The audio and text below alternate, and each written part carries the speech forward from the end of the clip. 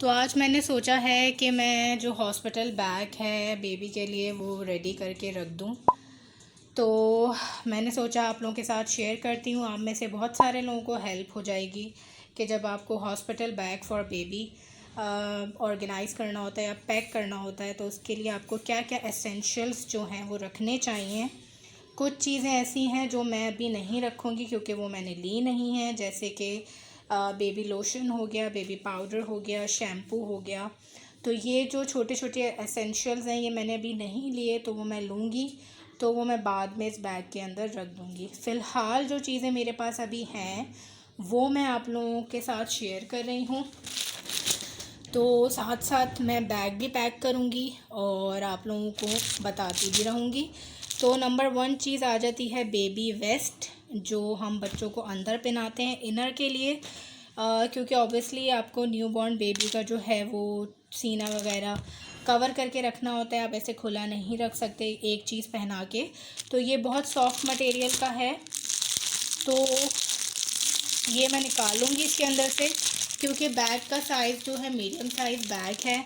बड़े साइज़ का बैग मैं प्रेफर नहीं करती क्योंकि बड़े साइज़ आप हर जगह नहीं लेके जा सकते, तो इसीलिए ये है मीडियम बैग। तो मीडियम बैग में मैं आपको बताऊंगी कि आप कैसे सारी चीज़ें एडजस्ट कर सकते हैं।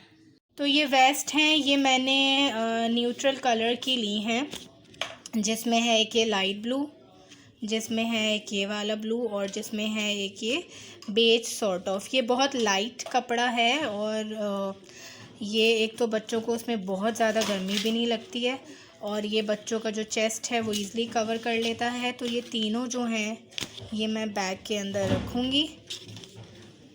उसके बाद ये है ब्लैंकेट, हुडेड ब्लैंकेट है ये।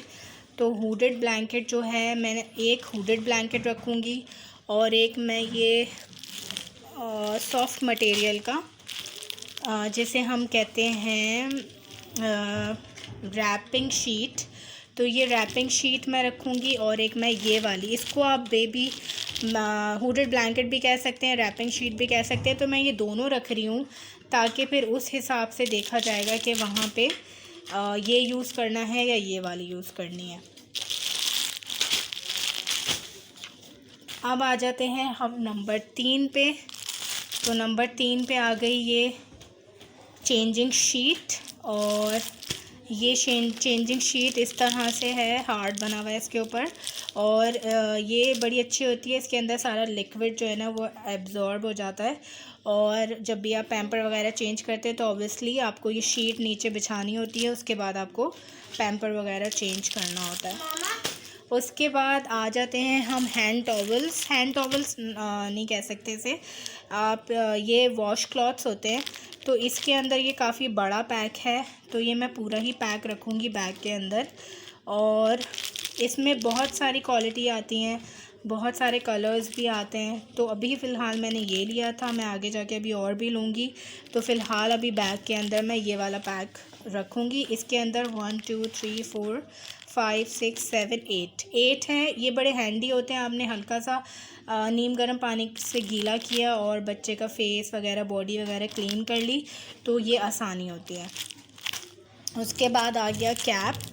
तो कैप मैं अभी सिर्फ एक ही रख रही हूँ, ये वाला, और क्योंकि बाकी जो सूट्स हैं उसके साथ ऑलरेडी कैप हैं, तो ये मैं एक एक्स्ट्रा कैप रखूँगी।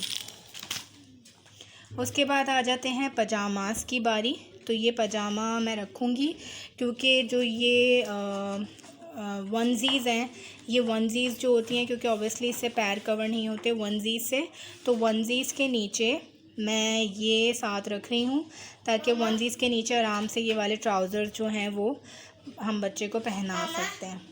जी इंडिया से लिया था जी। अच्छा, अब मैं रख रही हूँ सिर्फ 2 वनजीज़, क्योंकि ऑब्वियसली हॉस्पिटल में आपको 1 से 2 दिन रहना होता है, तो मैं टोटल 4 कपड़े रख रही हूँ। तो एक वनजी ये वाली है और दूसरी वनजी जो है वो मैं ये वाली रखूँगी। उसके बाद एक सूट मैं ये रख रही हूँ, इसके अंदर ऑलरेडी ये ट्राउज़र वाला सूट है, इसके अंदर कैप भी है। और एक सूट मैं ये रख रही हूँ, ये बहुत इकोनॉमिकल और नॉर्मल पहनाने के लिए है। इसके अंदर भी ट्राउज़र है और इसके अंदर भी कैप है, इसीलिए मैंने सिर्फ एक कैप रखी है। साथ में मैं रख रही हूँ एक फ़ीडर, ये 0 मंथ प्लस की होती है। ये मैं फ़ीडर रखूँगी साथ में, और साथ में हमारा आ जाता है बैग। इसके बैग के अंदर जो है यहाँ फ़ीडर रखने के लिए स्पेस दिया हुआ है, तो फ़ीडर मैं यहाँ फ़िक्स करूँगी और यहाँ पे मैं टॉवल रखूँगी।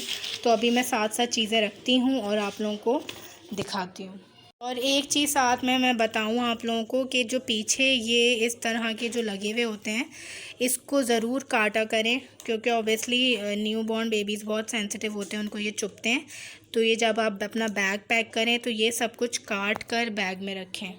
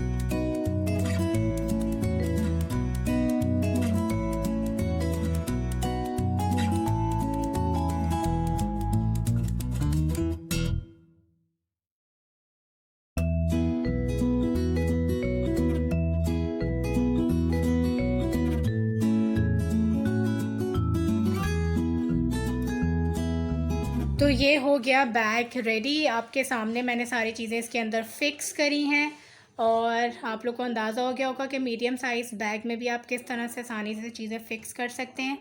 स्टिल अभी ये फ़ीडर का पोर्शन और ये फ़ीडर का पोर्शन एम्प्टी है, इसके अंदर भी अभी तो स्पेस है, मज़ीद चीज़ें आ सकती हैं। सामने वाली पॉकेट अभी तक ये एम्प्टी है, इसके अंदर मैंने कुछ नहीं रखा। बैक वाली पॉकेट में मैंने यहाँ पर कैप और टॉवल रखी है, और ये यहाँ मैं इसको इस तरह से बंद कर दूँगी। तो फ़ीडर मैंने खोल कर इसलिए नहीं रखी क्योंकि ऑब्वियसली अभी थोड़ा टाइम है, तो मैं फ़ीडर इस तरह से खोल के नहीं रख सकती थी, इसलिए मैंने उसको बॉक्स के साथ अंदर ही रख दिया। तो ये थी मेरी आज की वीडियो। आई होप आपको पसंद आई होगी, आपको समझ आया होगा कि किस तरह से आप कम स्पेस में भी चीज़ें किस तरह से रख सकते हैं। तो अभी कुछ ऐसे एसेंशियल्स हैं जो मैंने स्टार्ट में बताया, मैंने नहीं लिए।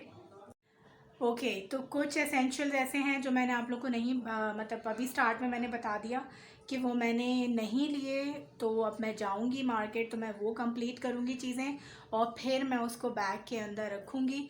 तो इस तरह से जो बेबी बैग है वो तैयार हो जाएगा। उसके बाद मैं एक अलग से वीडियो बनाऊंगी जिसमें मैं अपना बैग जब रेडी करूंगी तो वो भी आप लोगों के साथ शेयर करूंगी कि उसमें आपको क्या क्या चीज़ें रखनी चाहिए। हमेशा जहन में रखें कि अगर आप हॉस्पिटल जा रहे हैं तो ऑब्वियसली आपकी बेसिक और एसेंशियल चीज़ें ही आपकी बैग में होनी चाहिए, बहुत ज़्यादा कुछ नहीं होना चाहिए क्योंकि वो लोड हो जाता है। दूसरी चीज़ ये कि आप जब हॉस्पिटल जाते हैं तो वहाँ पे आपको बच्चे के पैम्पर, बच्चे की जो एसेंशियल होती हैं वो वहाँ से प्रोवाइड होती हैं।